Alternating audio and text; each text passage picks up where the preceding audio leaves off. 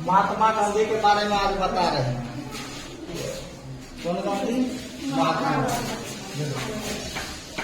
महात्मा गांधी के बारे में देखो कि महात्मा गांधी का जन्म जो हुआ है 2 अक्टूबर 1869 ईस्वी में पोरबंदर जगह का नाम है और किस राज्य में हुआ है? गुजरात में। गांधी जी का मृत्यु हुआ है 30 जनवरी 1948। ठीक है। तो गांधी जी के पिता का नाम क्या था? करमचंद गांधी। गांधी जी के माता का नाम?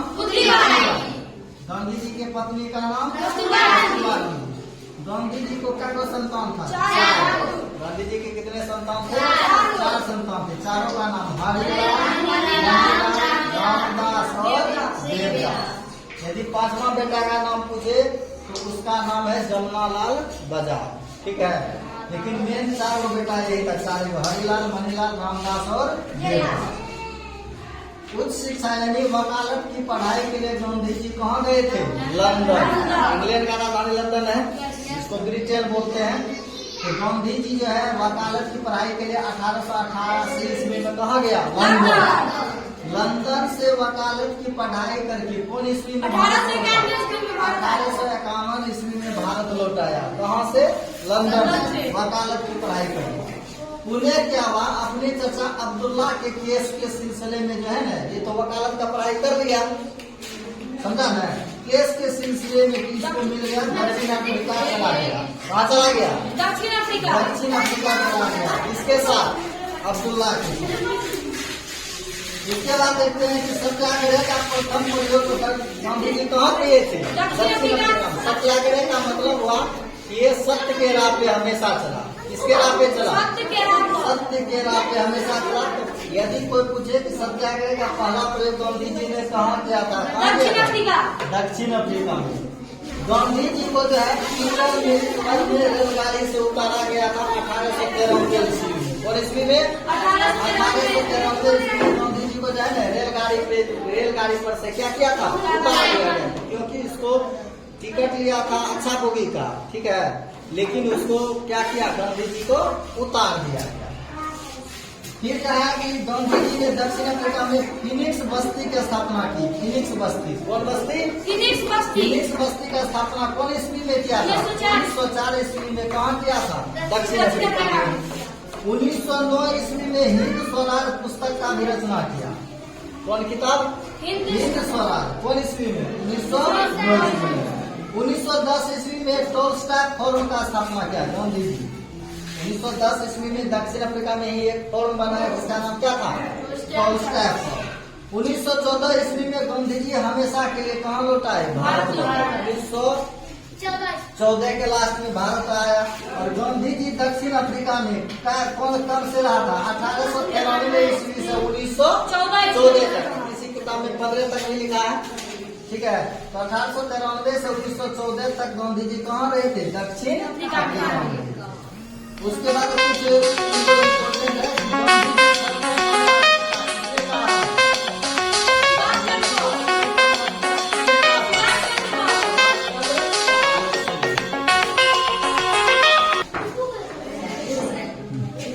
देखो गांधी जी सर्वप्रथम राष्ट्रपिता किसने कहा था? गांधी जी को राष्ट्रपिता पहली बार सुभाष चंद्र बोस ने कहा। महात्मा गांधी को सर्वप्रथम महात्मा किसने कहा था? रविन्द्रनाथ ठाकुर ने। महात्मा गांधी के राजनीतिक गुरु कौन थे? गोपाल कृष्ण गोखले। यानी गांधी जी जब भारत आया 1915 में, तो उसको 1.5-2 साल तक गोपाल कृष्ण गोखले भारत का भ्रमण करवाया और इसको राजनीति के बारे में बताया। गांधी जी को किसने बताया था? गोपाल कृष्ण गोखले। इसलिए गांधी जी का राजनीतिक गुरु किसको कहा जाता है? गोपाल कृष्ण गोखले। आगे चलते हम लोग गांधी जी के समय कुछ आंदोलन हुआ था और इन्होंने भी आंदोलन किया था, तो उसके बारे में जानते हैं। पहली बार जब 1915 ईस्वी में गांधी जी भारत आया, कहाँ आया? भारत।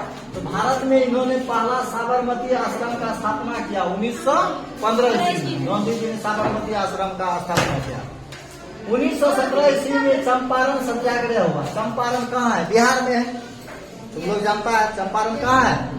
बिहार में। 1917 ईस्वी में चंपारण सत्याग्रह हुआ। यह आंदोलन जो हुआ था नील की खेती पे था। किस खेती पे था? नील का कठिया प्रणाली 3/20 यानी 20 कट्ठा में 3 कट्ठा जो है ना अंग्रेज जबरदस्ती नील का खेती करवाता था। नील का खेती करने से क्या होता था, 3 कट्ठा में नील का खेती जितना जमीन में करता था 3 कट्ठा में, तो वो क्या होता था, वो भूमि आगे चलकर बंजर हो जाता, दूसरा फसल वहाँ पे पैदावार नहीं होता था। और साथ साथ क्या था, नील को सस्ते में किसान से ले लेता था अंग्रेज, उसको दूसरे देश में जाके महंगा में बेचता था, किसान को घाटा आता था और जमीन भी बंजर हो जाता था। इसी का नाम है 3 कठिया प्रणाली। क्या नाम है, 3 कठिया प्रणाली। 3/20 का मतलब समझ गया, 20 कट्ठा में 3 कट्ठा किसका खेती करता था, नील का खेती करवाता था जबरदस्ती, कौन, अंग्रेज। इसी कारण चंपारण सत्याग्रह हुआ था और उसमें गांधी जी भाग लिए थे। यदि पूछे भारत में पहली बार सत्याग्रह का प्रयोग गांधी जी कहाँ किया था, चंपारण में। कहाँ किया था, भारत में पहली बार गांधी जी ने सत्याग्रह का प्रयोग चंपारण में किया था। फिर आगे आंदोलन है 1918 ईस्वी में खेरा सत्याग्रह। कौन सत्याग्रह, खेरा। खेरा में क्या था, खेरा जिले में भीषण अकाल पड़ा। अकाल के कारण क्या हुआ कि अंग्रेज टैक्स लेता था, जमीन में जो भी उपजता था, उपजे नहीं उपजे जबरदस्ती टैक्स लेता था। इसी कारण कहा कि जब फसल उपजा ही नहीं है तो टैक्स दे पाएंगे, किसान लोग नहीं दे पाएगा। पिछले किसान के साथ खेरा सत्याग्रह किया। कौन ईस्वी में गांधी जी ने, 1918 ईस्वी में।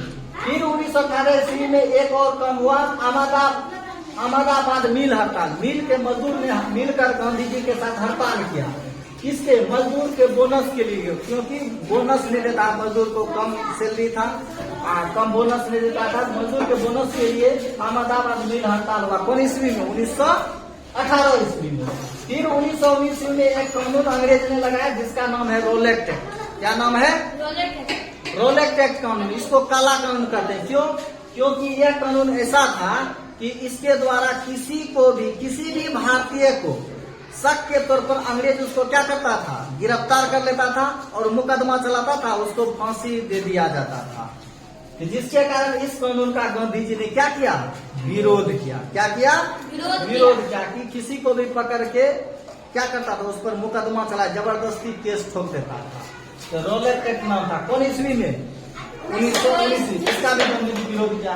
फिर एक जालियांवाला बाग हत्याकांड हुआ 13 अप्रैल 1919 में। 13 अप्रैल 1919 जालियांवाला बाग हत्याकांड हुआ।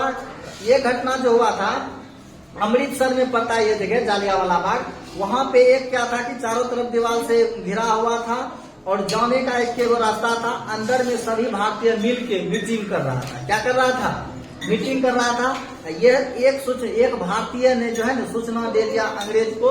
अंग्रेज पुलिस वहाँ का जो था, उसको जब जनरल ओडायर था उसको सूचना दिया कि सभी भारतीय मिलकर मीटिंग कर रहे हैं, अंग्रेज से लड़ने के लिए मीटिंग कर रहे हैं। जिसके कारण क्या कि जनरल ओडायर अपने सेना के साथ पहुंचा और जाने का रास्ता क्या था, एक वो था।